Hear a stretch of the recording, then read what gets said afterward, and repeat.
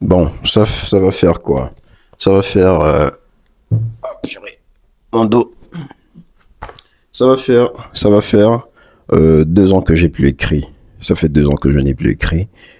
J'avais commencé à écrire et je me suis arrêté parce que non seulement j'étais assez paresseux, mais il y avait aussi d'autres choses. Bref, et c'est juste des excuses.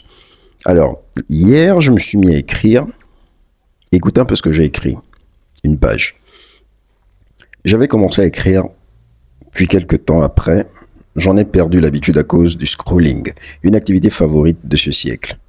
Celle qui nous fait ne pas avoir le temps pour avoir le temps de ne rien faire. Quelques jours après, on se plaindra de la difficulté de la vie quand on ne s'y implique que partiellement. Juste pour aller travailler, effectuer des tâches répétitives du capitalisme ancien qui nous le sectionne, par des part-time, à ne pas en finir. Ensuite, revenir à la maison avec le téléphone en main, en écoutant en même temps de la musique, en scrollant dès la sortie du boulot jusqu'à l'entrée de la porte de notre maison. Petite pause pour respirer un coup lorsqu'on arrive à la maison, encore avec le phone en main, le téléphone à la main, et pendant ce temps, le cerveau, quand bien même combat pour activer ce pourquoi il a été créé, c'est-à-dire la réflexion, se voit empêché de le faire par des lumières, des flashs incessants, des effets spéciaux. Tout cela en oubliant notre entourage. Comment avoir le temps de réfléchir lorsqu'on a le temps que pour scroller comme issue de secours? Plus accessible, plus facile à portée de main, intuitif, instinctif, défiant la raison et strictement impulsif, même lorsque le besoin ne se fait ressentir. Ça fait 2 ans, j'ai plus écrit depuis le départ d'une personne très chère à moi. J'espère poursuivre, car le challenge est plus grand maintenant que je parle de langue et demie. Ça, c'est ce que j'ai écrit hier.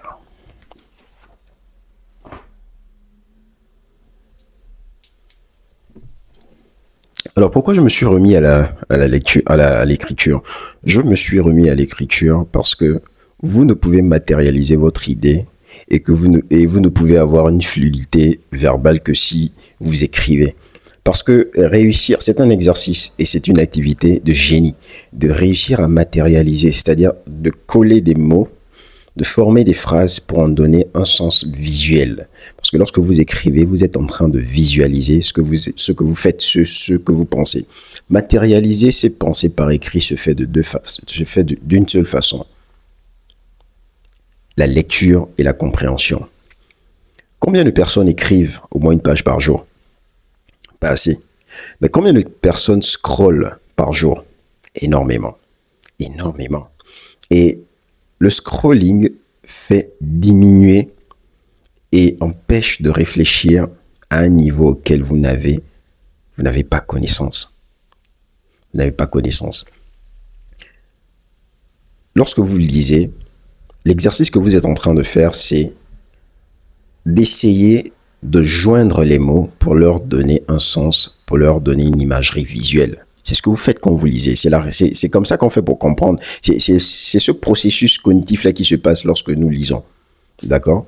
Et lorsque nous nous appliquons à la lecture, non seulement nous comprenons mieux, parce qu'il y a déjà une carte. Il y a une carte, la carte neuronale fait naître et fait croître des ramifications qui font que les branches, c'est comme un arbre qui a des branches, qui a des sous-branches, et ensuite qui a encore des petits brins, des brins de, pas des petits brins, des brins de branches ou de bois, si je peux le dire ainsi, qui sont les connexions qui maintiennent votre cerveau en santé. Si vous ne lisez pas et si vous ne traduisez pas par écrit ce que vous avez compris, ou si vous ne manifestez pas, si vous ne matérialisez pas par écrit ce que vous avez lu, vous ne pouvez pas être un grand penseur, vous ne pouvez pas avoir une élaboration ou une explication ou une expression fluide, de telle sorte à ce que votre interlocuteur puisse vous comprendre. Donc, L'une des raisons qui m'a poussé à revenir, à recommencer à faire des vidéos, c'est ça. Il ne s'agit pas de l'éloquence. Parce que vous devenez éloquent lorsque vous vous mettez à pratiquer ce que je vous ai dit, la lecture et l'écriture. Même si ce sont des choses, vous trouvez que ce sont des choses banales, écrivez-les, mettez-les sur papier. Lisez et écrivez. Cela va vous rendre très performant. Cela va vous permettre de non seulement d'acquérir plus de connaissances, mais d'avoir un style propre à vous. Je ne vous le dis pas pour que vous soyez le plus grand écrivain. Non, je vous le dis pour que vous puissiez avoir une caractéristique et une habitude qui est manquante et qui est en voie de disparition de nos jours. Parce que, outre le scrolling, qu'est-ce que nous faisons? La première chose qui est arrivée sur les téléphones et qui était l'introduction du scrolling, c'était les écrans tactiles. Aujourd'hui, c'est difficile de trouver des écrans, des téléphones, avec des touches. Pourquoi? Parce que c'était ça l'introduction au scrolling. Mais ça, on ne le voyait pas venir. On ne voyait pas ça venir. Et c'était quoi le but? C'était d'empêcher l'être humain. C'était d'empêcher à l'être humain de réfléchir. Parce que si je me mets comme ça à regarder les sections, j'aurai une diminution de ma concentration. Parce que j'entraînerai mon cerveau à baisser son temps de concentration. Et ça va aussi influencer tout ce que je ferai. C'est-à-dire, lorsque je vais me mettre à étudier, lorsque je serai curieux sur un certain concept, c'est ce qui fait que certaines personnes commencent quelque chose, elles abandonnent. Pourquoi? Parce qu'elles ne savent pas qu'elles ont eu cette habitude dans le scrolling. Et c'est ce qui disperse les gens.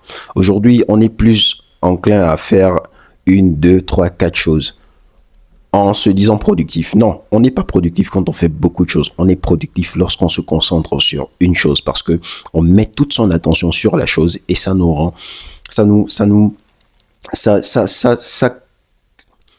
implique tous nos sens sur un seul objectif pour un temps donné, qui doit être normalement moyen ou de longue durée, qui doit être de moyenne ou de longue durée, pardon.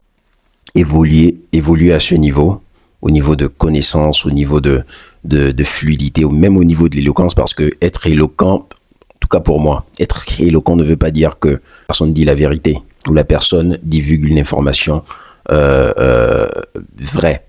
Parce que tout le monde peut être éloquent, mais combien disent la vérité dans l'éloquence qu'ils utilisent? Donc, je suis de l'avis selon lequel, pour être éloquent, il faut savoir dire les mots, il faut savoir les placer, il faut avoir une fluidité expressive. C'est tout ce que je peux vous dire là-dessus. Et pour finir, je vous conseille fortement de vous mettre à l'écriture. Je ne sais pas si on fait encore des dictées aujourd'hui, de nos jours. Avant, on faisait des dictées. Aujourd'hui, par exemple, si on fait des dictées, je pense que ce sera sur des claviers. Et même à ce niveau, la différence entre le clavier et l'écriture, c'est que le clavier n'engage pas directement votre cerveau. Mais l'écriture engage votre cerveau parce que le toucher est différent. D'accord? Écrire, c'est-à-dire, il y a une différence entre taper, il y a une différence entre frapper sur un clavier et écrire. L'action est totalement différente. Sur le clavier, ce que je fais, c'est ça. Il n'y a pas tellement d'impact. Mais lorsque je prends le stylo ou le crayon pour écrire, il y a une connexion qui s'installe. Et cette connexion-là, quitte de là, descend dans mon système nerveux, ou peu importe, et arrive jusqu'à mes mains et matérialise ce que je suis en train de penser. Donc, pour couper court, c'est ça. Mettez-vous à l'écriture parce que c'est un skill. Oui, c'est un skill qui est en voie de disparition. Et si vous perdez ça, c'est fini. C'est-à-dire, on ne pourra plus rien faire d'autre si on n'arrive plus à penser.